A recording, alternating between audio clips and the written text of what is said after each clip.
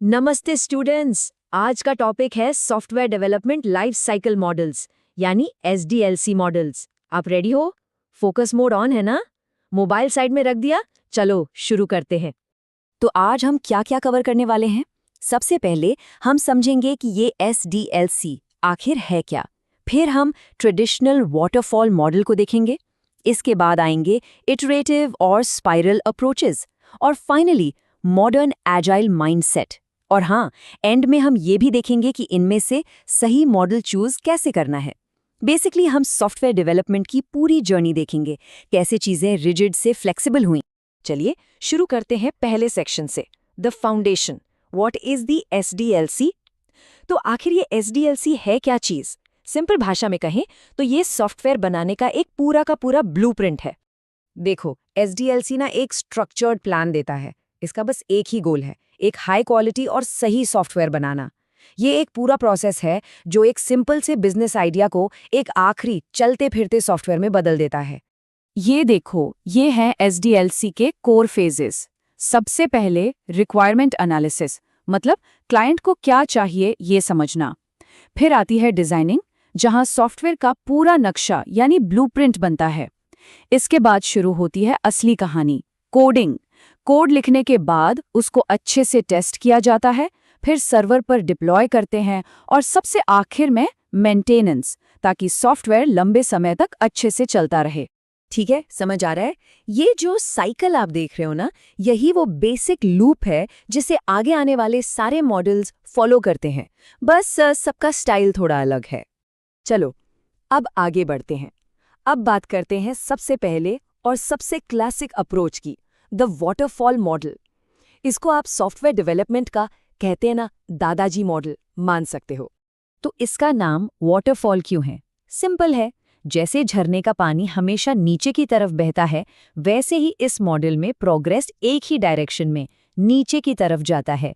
मतलब एक फेज पूरा होगा तभी अगला शुरू होगा, कोई रिवर्स गियर नहीं है यहाँ पे। स्क्रीन पर देखो इस विजुअल को। फ्लो एकदम सीधा है, रिक्वायरमेंट से शुरू होता है और सीधा रिलीज तक जाता है। एक बार आप एक स्टेप से आगे निकल गए तो पिछले स्टेप पर वापस जाना भूल जाओ, ऑलमोस्ट इम्पॉसिबल है।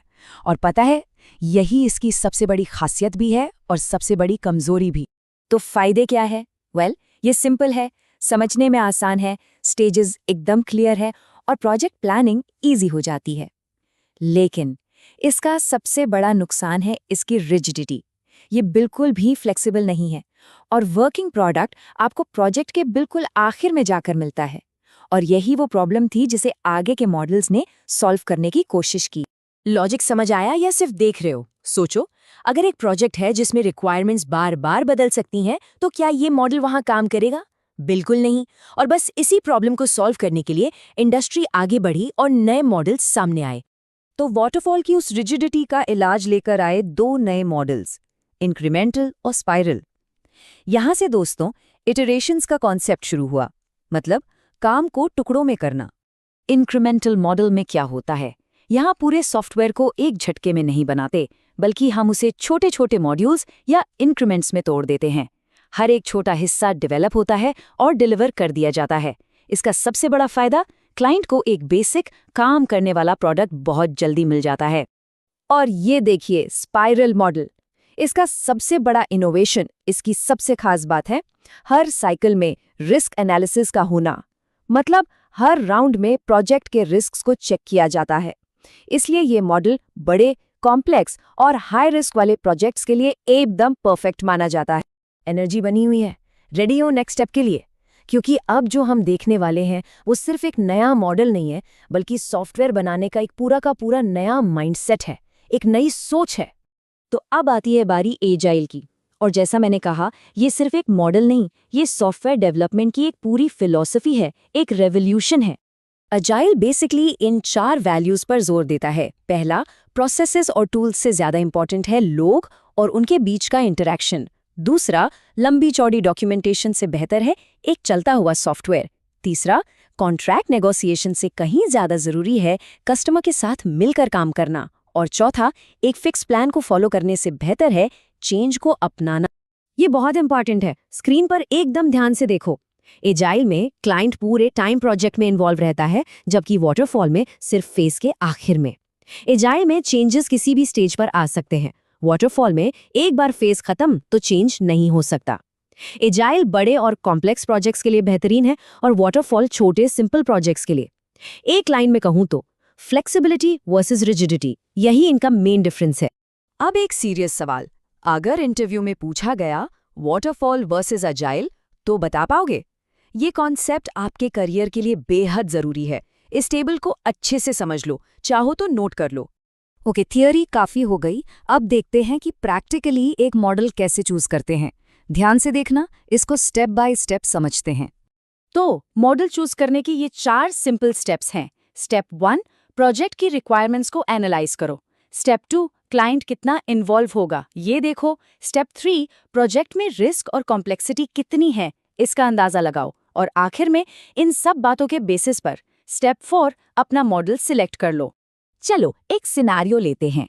मान लो एक सिंपल छोटी सी एप्लीकेशन बनानी है, रिक्वायरमेंट्स 100% क्लियर हैं और आगे जाकर बदलेंगी भी नहीं। तो कौन सा मॉडल बेस्ट रहेगा? वीडियो पॉज करो और ट्राई करो, सोचो। ओके, सोचा? अगर आपका जवाब वाटरफॉल है तो बिल्कुल सही। जब रिक्वायरमेंट्स एकदम क्लियर हों तो इसकी सिंप्लिसिटी परफेक्ट है। अब आते हैं सिनेरियो बी पर। एक स्टार्टअप के लिए एक नया बड़ा प्रोडक्ट बनाना है, मार्केट एकदम नया है, इसके लिए रिक्वायरमेंट्स बदलती रहेंगी और रिस्क भी बहुत हाई है। अभी आप क्या करोगे? खुद से डिसीजन ले पाओगे? इस केस में स्पाइरल मॉडल एक बहुत अच्छा ऑप्शन है, क्योंकि उसमें रिस्क मैनेजमेंट है। या फिर एजाइल मॉडल तो बेस्ट चॉइस है ही अपनी फ्लेक्सिबिलिटी की वजह से। सिर्फ देख रहे हो या समझ भी रहे हो? देखो, थ्योरी को प्रैक्टिकल सिचुएशंस में कैसे अप्लाई करना है, ये समझना बहुत जरूरी है। सिर्फ थ्योरी जानना काफी नहीं है, उसका सही इस्तेमाल करना ही असली स्किल है। तो आज हमने क्या सीखा? चलो एक क्विक रिकैप करते हैं। SDLC सॉफ्टवेयर डेवलपमेंट को एक स्ट्रक्चर देता है। वाटरफॉल एक रिजिड मॉडल है जो क्लियर रिक्वायरमेंट्स वाले प्रोजेक्ट्स के लिए बेस्ट है। इंक्रीमेंटल और स्पाइरल मॉडल्स ने इटरेशन और रिस्क मैनेजमेंट का कॉन्सेप्ट इंट्रोड्यूस किया। अजाइल एक मॉडर्न, फ्लेक्सिबल फिलॉसफी है। और सबसे इंपॉर्टेंट बात, कोई एक बेस्ट मॉडल नहीं होता, हमेशा प्रोजेक्ट की ज़रूरतों के हिसाब से राइट मॉडल चुना जाता है। समझ आया? क्लियर है? चलिए, तो अब आपका काम है प्रैक्टिस करना। अलग अलग प्रोजेक्ट टाइप्स के बारे में सोचो, जैसे एक ई-कॉमर्स वेबसाइट बनाना या एक गेम बनाना, और डिसाइड करो कि आप कौन सा मॉडल यूज करोगे।